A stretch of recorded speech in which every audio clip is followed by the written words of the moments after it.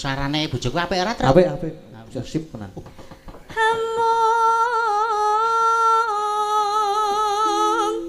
Ati bawi ta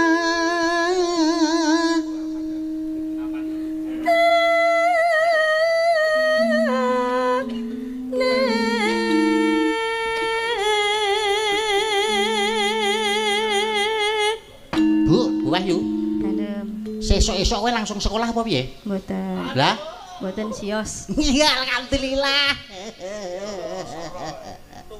pripun to pripun Besok iki tekan omahku subuhan terus baru kuwi aku arep turu. Aja ganggu aku. Heeh. oh iya Kowe turu ning kamar dhuwur, aku turu ning samping. dhuwur ngendi Kamar weh lah piye to bocah iki? Kae dhewe iki ndek kamar lantai 2 je. endi to Ora sepel. Lah iya, kowe ning kamar dhuwur aku ning omah samping. Samping cedhak WC. Pokoke aja ganggu, pokoke aku sing ora turu. Nggih. Oke? Oke. Oke, ning aku tok masakke sik. Oseng-oseng terong. Lemes ora? Loh, iya ta. Jarene marai lemes terong niku. Siji oseng-oseng terong marai lemes, jangan mbayung iki marai wahing. Heeh ta? Ngewohke to niku. Piye? Ngewoh. Ora, tetep ora ngewohke. Tetep aku mencintaimu. Ora ana wong wedok sing tak tresnani liyane kejaba mung dirimu. Luput pisan kena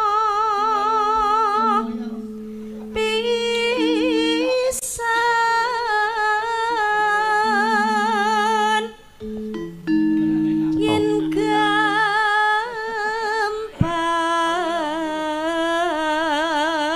gampang Luwe.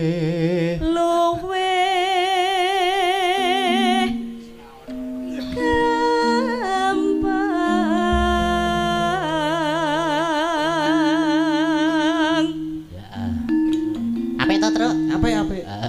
yen angel ka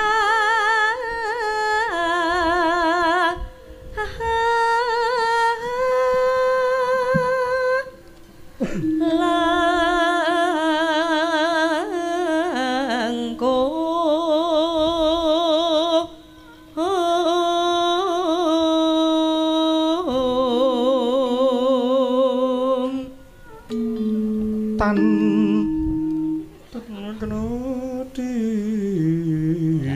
Terus. tan kenoti numbes arapa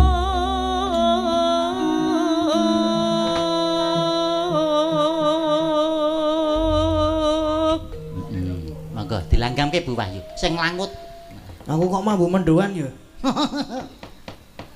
mambu menduk. Oh, aku iya ya, Truk. Kandhane kok. Jan wah genah soto ya, Truk. Heeh. Duh, ambune wis tekan weteng ya, Truk. Genah gur bacok. Kaya parfume Saras. Apa terus ambune mendoan? Heeh.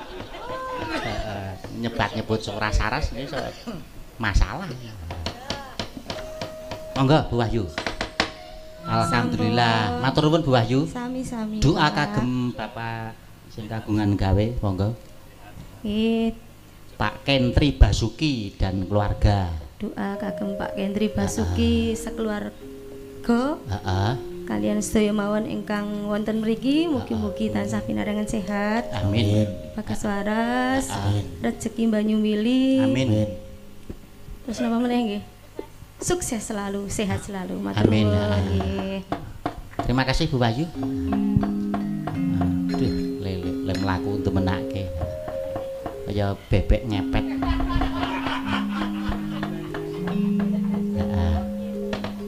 Minangkani lagu sing pungkasan terus aja lali. Iki mau ana sing ngersakake popele. Heeh. Iki dikurke bareng-bareng. Bareng. Terus engko sebo le, truk cah bagus. Heeh. Sebone nganggo lindur. Heeh. Engko sing buka celuk kowe ya. Heh? Buka celuk ngelindir. Kowe apa aku? Ah kepiye kuwi? Riris harto palwo muting ra. Yo gak yo. Engko. Oh, engko to. Ah, kepeling. Kur bareng-bareng. Monggo. Dados.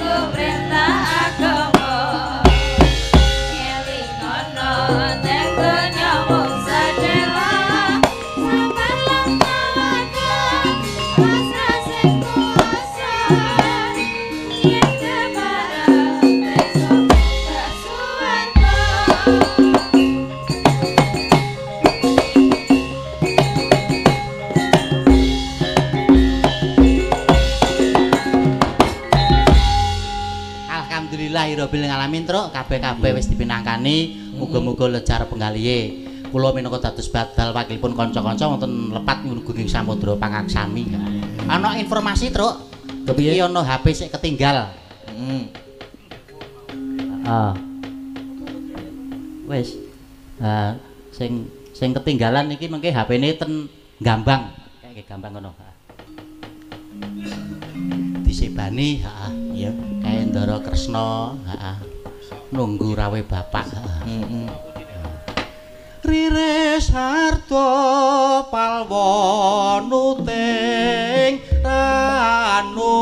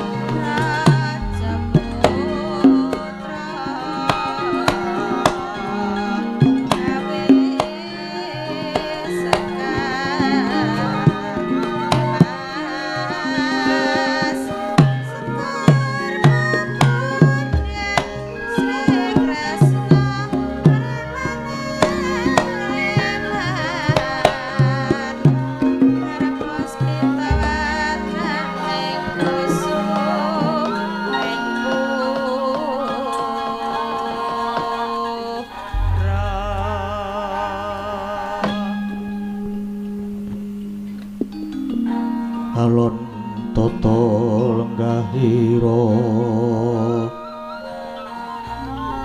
risang marta taming tasih misudan dana raras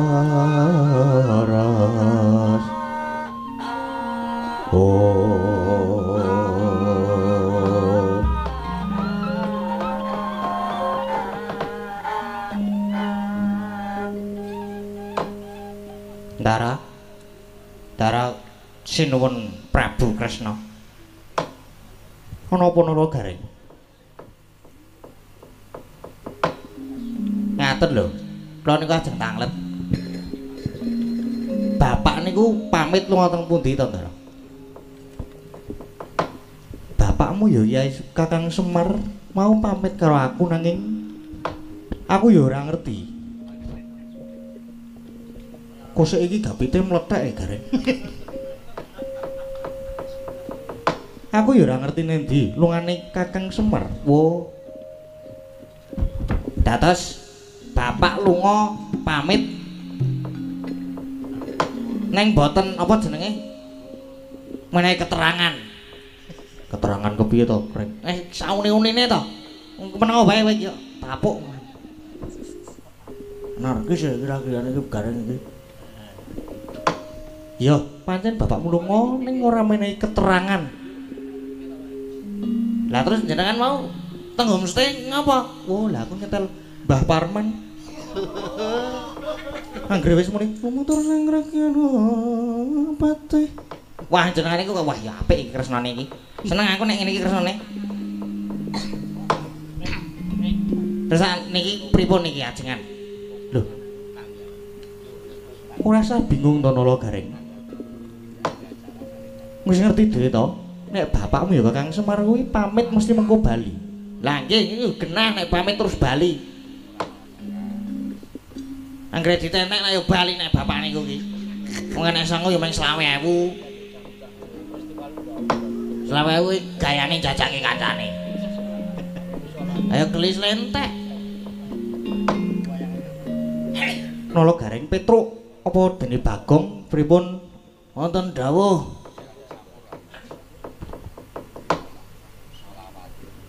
Arep do mlebu ning homestay ora? Jenengan ku pripun to jenengan ajeng ngomongan apa? Pun saniki ajeng ngomongan apa alon-alon mawon ora? Ora aku ora arep alon-alon kok. Karo ngenteni tekane Kakang Semar. Arep ngapa? Arep ngenteni arep ngapa? Ajeng napa? Manut dawuh Kakang Semar mau dinteni karo ngopi karo udut-udut. Oh, ngaten. Iya. Ayo dinteni ning kono wae. Iya kok sik ning kene sik wae, men kepenak. Miat langene ngalang kiwan. Aklar pandamoncar.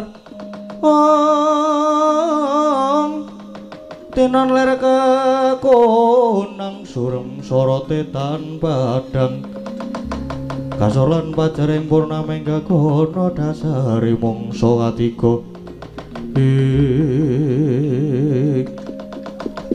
Nala Garing kula wonten dawuh karo ngonteni timbule Kakang Semar ayo karo mlaku mbok alon-alon karo dipelayoni mbok sithik monggo kula dherekaken Ndara sinuwun Prabu Kresna.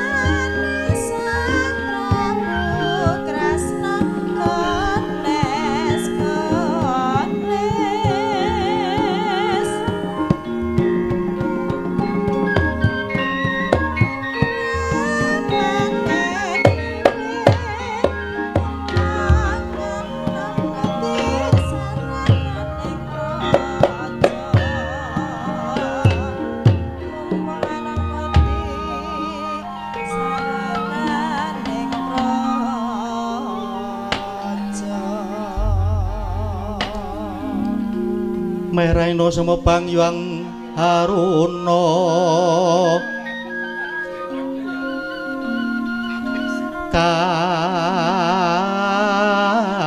kadinetraning anggorapuh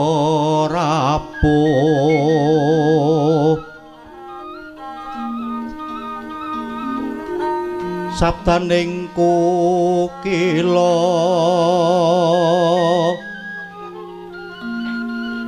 rengkan negara sagetar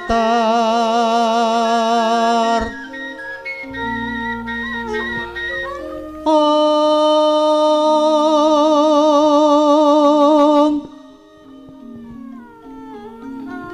kekidungan nengko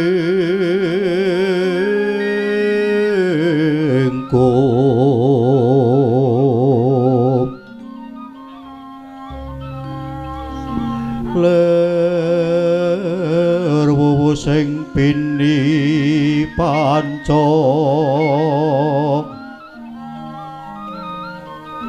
bebetoke ngayam wana ayam wana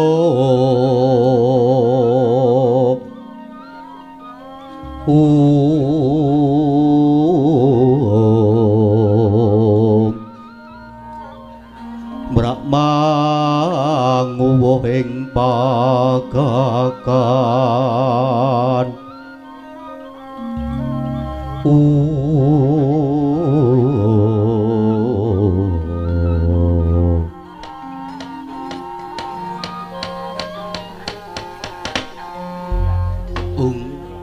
sangayu bal pelanggan ulun Buya sisip saka pandulu ingkang munggah ning kayuwangan ulun jeneng kita Ismaya padha kanthi harja jeneng kita ngadhep ning ngarsa ulun Ismaya blegeg ugag-ugag sadulita pikantuk pangestinipun kaki padha mboten manggalangan setunggal menapa bekti kula katur lho ulun tampa karya bombong penggalih ulun ora liwat pangestulun tampanana Ismaya kula tampi asta kula kekalih kula cancang pocek ing weni demawah wijang rumeket ing Wardaya saestu andadosaken daging rah kayuwanan katon semengko pangawak bojro Andamar Sasi kita munggah ning kayuwangan ulun mongko datan ulun timbali darbe sedyapa Ismaya kekilapanipun menapa panjenengan menguasai sedaya makhluk-makhluk ingkang wonten ing donya punika kula sowan kok panjenengan boten wuninga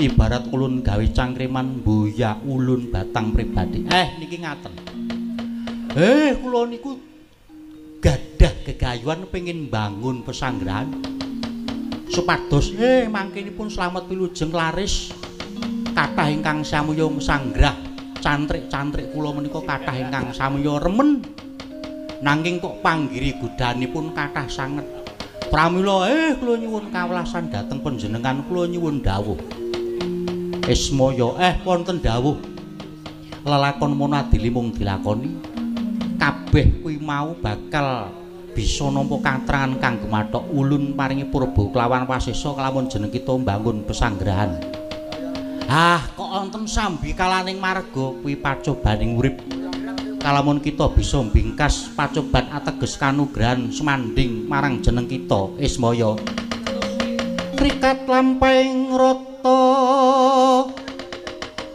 tanpantara prapting sukuning arga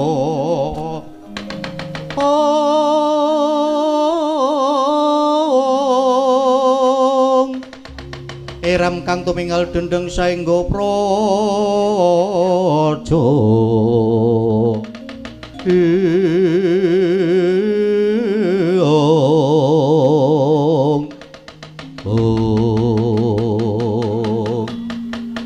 sabda pangendika panjenengan kula pundi kula candhi dadosaken jimat pramila kalenggahan menika kula nyuwun pamit badhe mbabaraken punapa sinten ingkang dados pepalang tumrap gegayuhanipun Semar Badranaya lelungsen ulun bebakali muga-muga kasembadan sedyamu lestari anggon jeneng kita mbangun pusanggrayu nyun pamit nyun tambahing pangestu pipulun.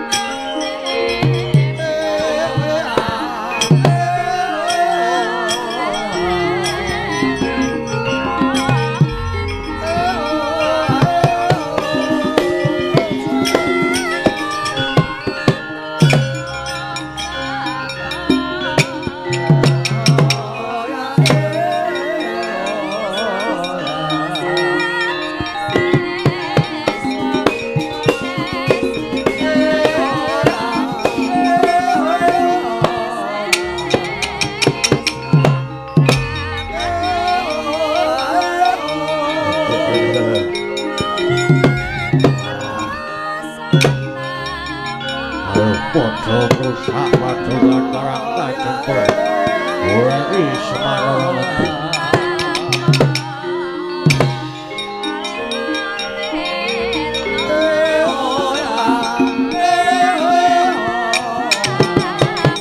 Oh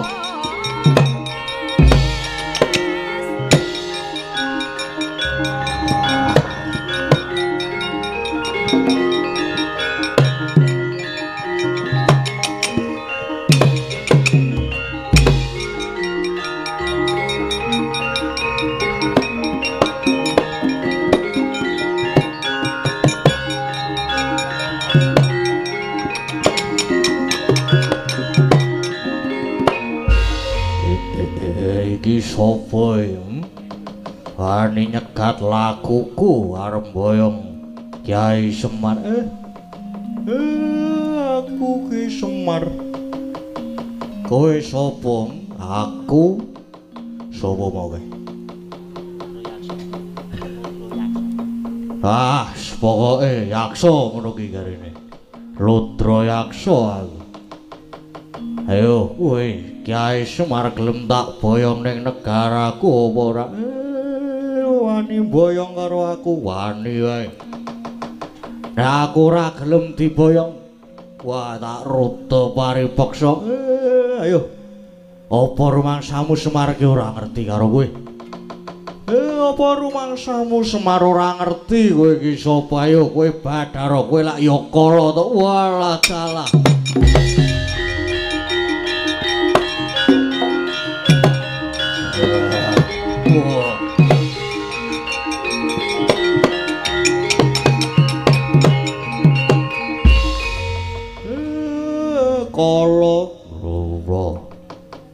Kula konangan kowe saiki. Mulane kok kowe ampuh banget iso ngundurke Narastyaki karo Anoman. Iya, ayo kowe bali. Bali ning dandang mangure timbang tak uyuhi kowe ning kene. Oh iya Kakang, aku bali.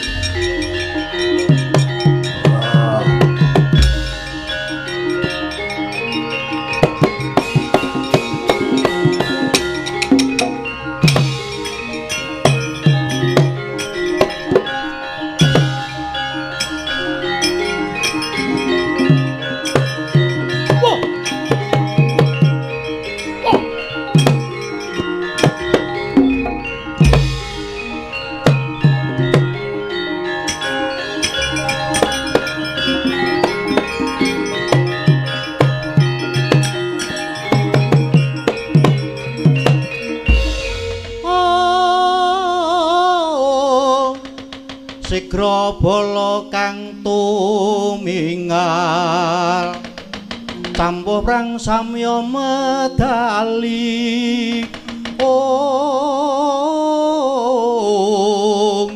ing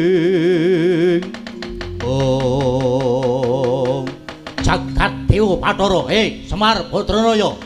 Ayo. Ayo tak boyong wektu dina iki Semar.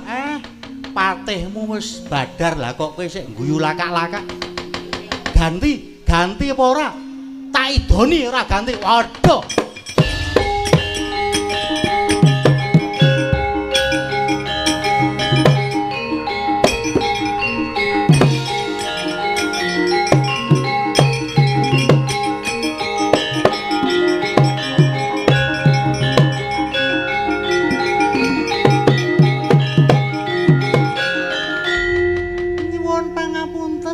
Semar nyuwun pangapunten. Aku arep duwe gawe gegayuhan sing luhur kok mbok tok ganggu iki karepmu kepiye? Madosaken tedhanipun para wadyabala baju barat ketanggur Semar kowe saiki. Nggih nyuwun pangapunten kersanipun Kakang Semar sameneika kados pundi Bali? Bali aja ganggu gawe. Keluargane Bapak Kentri Basuki lan kiwa tengene aku arep bangun pesanggrahan. Sing picak dituntun, sing lumpuh digendong wadyabalamu jak bali kabeh. Aja ganggu gawe keluarga iki. Sakiwa tengene nyuwun pamit Kakang Semar.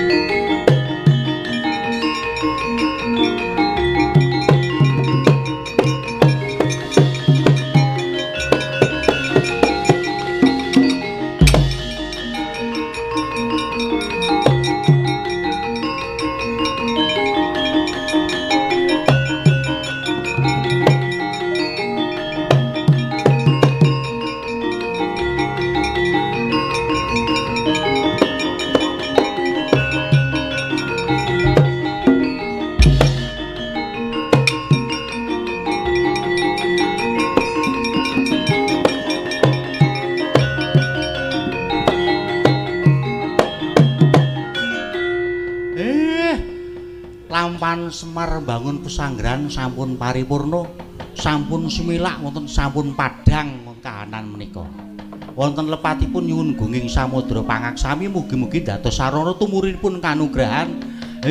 Wonten ngarsanipun keluarga agung Bapak Kentri Basuki lan keluarganipun wonten lepatipun nyuwun gunging samudra pangaksami. Billahi taufik wal hidayah. Assalamualaikum warahmatullahi wabarakatuh.